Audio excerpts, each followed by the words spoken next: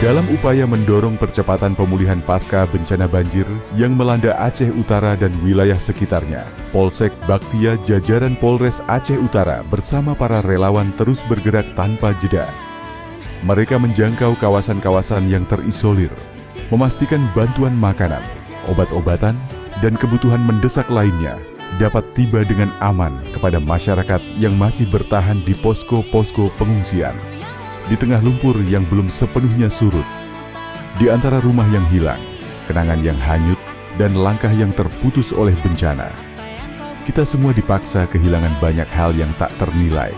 Namun, dari setiap kehilangan, selalu ada kekuatan baru yang tumbuh. Kekuatan untuk bangkit, kekuatan untuk kembali berdiri meski dunia sempat runtuh. Dan kekuatan itu semakin besar ketika kita saling menggenggam tangan, saling menopang, dan tidak membiarkan siapapun berjalan sendiri.